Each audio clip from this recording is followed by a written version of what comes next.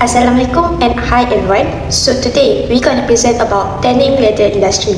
Before we go further, let me introduce our group members. My name is Nur Akila Damia binti Amrai.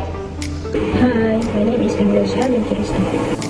Assalamualaikum, my name is Nishira Najwa binti Mashrudi. We are from group 5 from IHS245-LEATHER. Tanning leather industry is one of the industry that popular around the world. Although products that made from leather have a high market price, they are still popular choice among the public. This is because they have high quality. This indirectly helps the country's economy. Tanning leather industry is the industry that they use animal hides and skins that have received chemical preservation with the purpose of making them suitable for us to use in our daily life. The example of products that commonly produced are sports equipment, furniture, handbags, shoes, and clothes. Animal skins that are often used are such as cattle, sheep, lambs, goats, horse, crocodile, snake, and others. The objective of this study is to identify the hazards that arise in tanning leather industry. To achieve this overall objective, 3 specific sub-objectives are planned. The first one is to study the effect of hazards that can lead to the health issues of the workers and the community. Second, to analyze the impact of leather industry that affect the environment. The last one is to propose suitable corrective action to reduce the risk or eliminate hazard. Significance of study.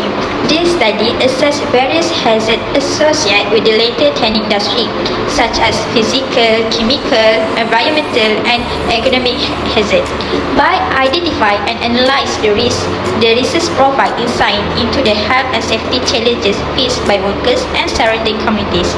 Moreover, it proposes countermeasures to reduce or eliminate this hazard, ultimately aiming to improve workplace safety and promote environmental sustainability. And this will give the benefit to the industry, government, and community. Other than that, this also expands understanding of occupational hazards in the leather tanning industry and their impact on workers and the environment. Everyone knows leather tanning process has evolved over centuries, from traditional to modern. Now, I will share about the process of leather tanning. First, preparing animal hides to make sure they did not decay during process. This process involves salting and soaking the hide in brine to inhibit bacterial growth. Once cleaned and cured, the hide are soaked in water to remove residual salt and dirt. Followed by lining. Hide are treated with lime to loosen unwanted hair and fats while swelling the fibers. Next, tanning process where hides are chemically stabilized to prevent decomposition and transform into leather. After tanning, the leather undergoes further treatment to achieve the desired characteristics. It is dyed, dried, and finished to enhance texture, color, and thickness. The additional steps like polishing or embossing are employed for specific aesthetic or functional purpose. The leather tanning industry faces criticism for its environmental impact, particularly from chrome tanning, which generates hazardous wastewater. This intricate process underscores the complexity of creating high-quality leather while address the challenge of sustainable and ethical production.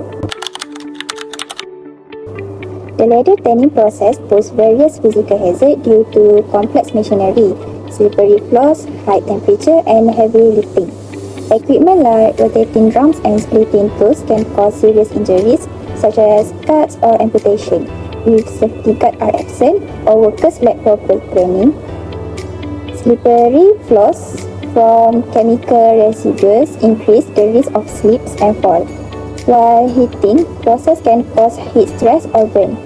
Noise from machinery can lead to hearing loss, and repetitive lifting or movement often result in musculoskeletal injuries and fatigue.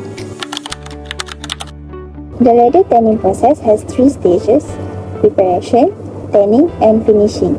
which involve toxic chemicals like sodium sulfide, chromium compound, hydrogen peroxide.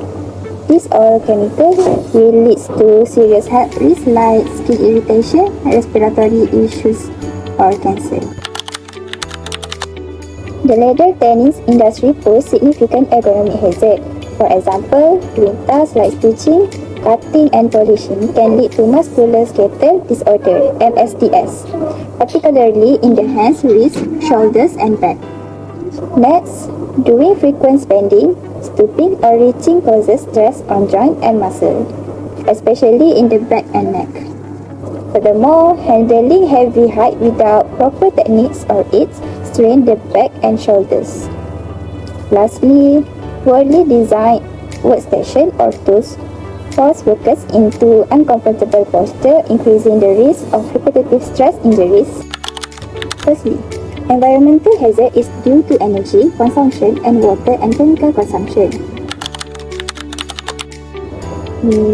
How energy consumption affect the environment? It is because of the nuclear and fossil that have been used.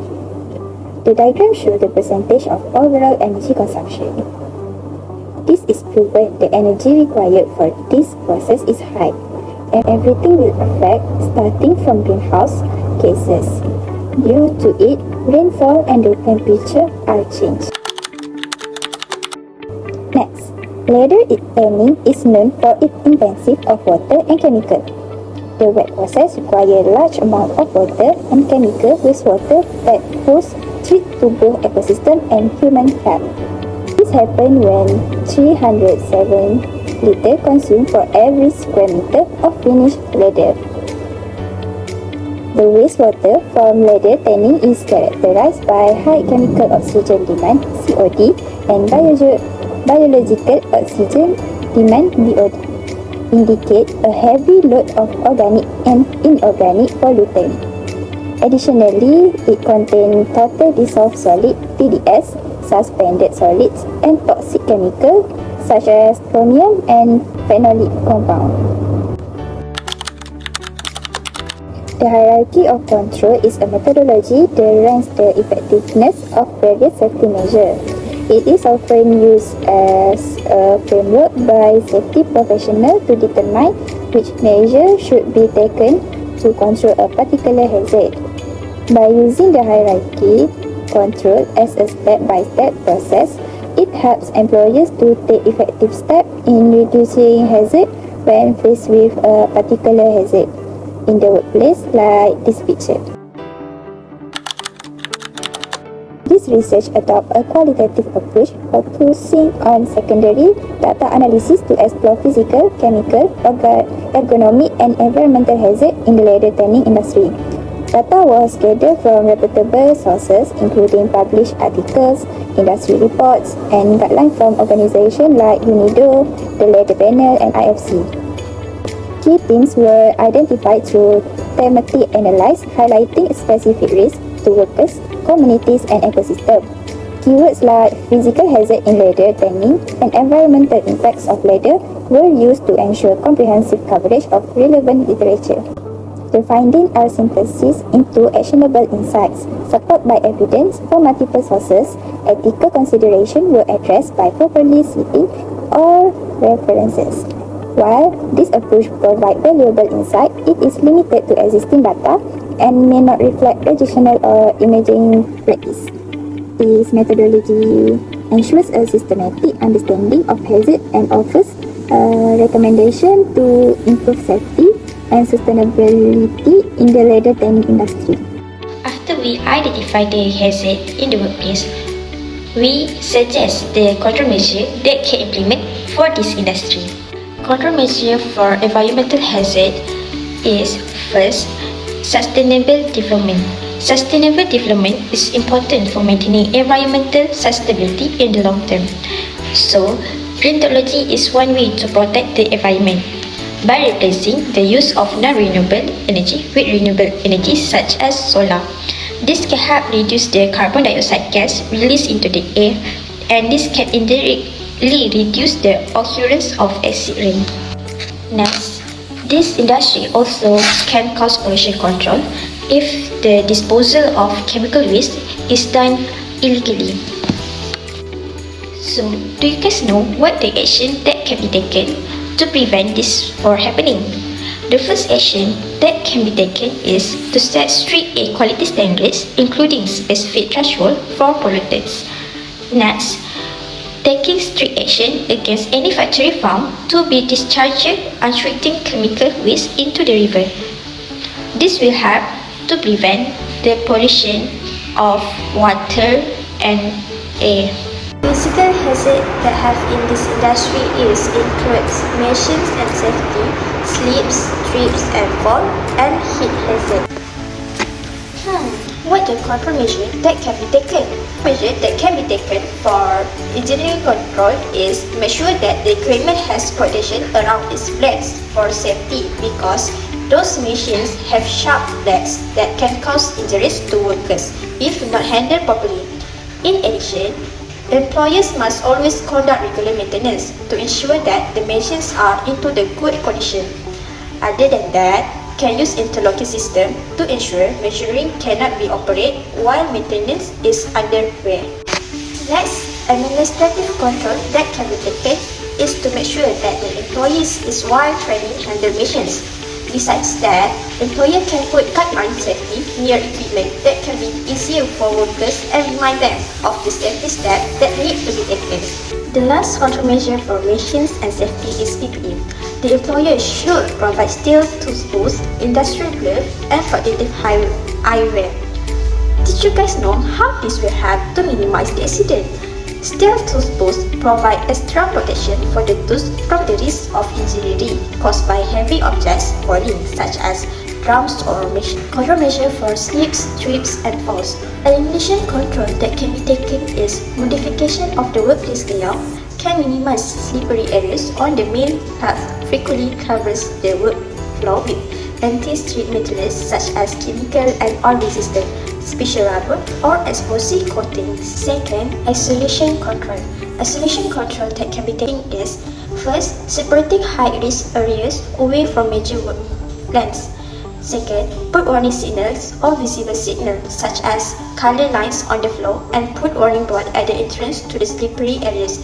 This will make workers more aware that they are passing through slippery zone. Next, the employers can create a hazard reporting system. This will be easy for the workers to report the hazard around them. By having reporting system, also immediate action can be taken. Lastly, regularly training for the workers. Last physical hazard is heat hazard. Countermeasure that can be taken for elimination control is by replacing a manual process imitating very high heat with more effective machinery with relatively low heat. Next is substitution control. The employer can replace old heating equipment that generates surplus heat with new technology. This is more energy saving and does not cause surges in temperature in the work area. Third, isolation control. The high heat emitting machine should be placed in a different room with specialized ventilation. Engineering control. The employer can install ventilation and local air conditioning system. This will be used to keep temperature under control. Fifth, administrative control. The employer can provide less facilities with appropriate cooling or ventilation system. PPE. Employers can provide heat protector with a cooler, gloves that resist heat, and shoes for protection. The third hazard is chemical hazard. So the countermeasure that can be taken is first, should install off-and-cross system for chemical handling. An application prevents hazardous fumes from being released into the working environment. Next, chemical must be stored properly. This is to prevent leaks or spill.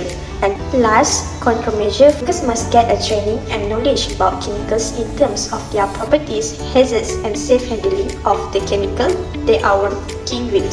Lastly, every chemical must have a clear label and complete safety data sheets. Safety data sheets are complete. This is really helping the workers to identify hazards, precautions to avoid accident, and things to do in case of an accident. Last hazard that have in this industry is ergonomic hazard. Countermeasure that can be taken. First, engineering control. Employers should provide a variety instrument for material handle this to reduce workers lifting objects that are too heavy, which can cause injuries to the workers. Last countermeasure for ergonomic hazard. Employers should get training on how to maintain good posture and lift objects safely.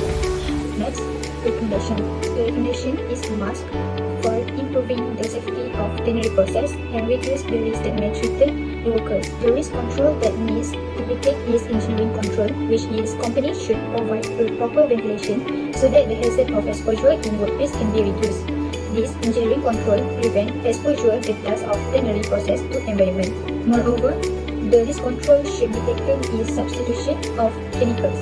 The industry must replace the tanning agents such as plant-based that eco-friendly tanning process. This can decrease the exposure of chemicals in workplace. The lowest hierarchy of risk control is wearing personal protective equipment (PPE). Workers should wear gloves, goggles, respirators, and protective clothing to minimize the hazards at workplace on harmful chemicals. In conclusion, the tannery process is to transform the raw skins of animals such as goats, sheep, and crocodile into leather that can be used for a variety of applications. From all the hazardous chemicals, hexavalent chromium is the major hazardous in tannery process. It is because the concentration of hexavalent chromium is more than the permissible level in sewage water. The risk control should be taken in an industry must be compared from company cost or budget.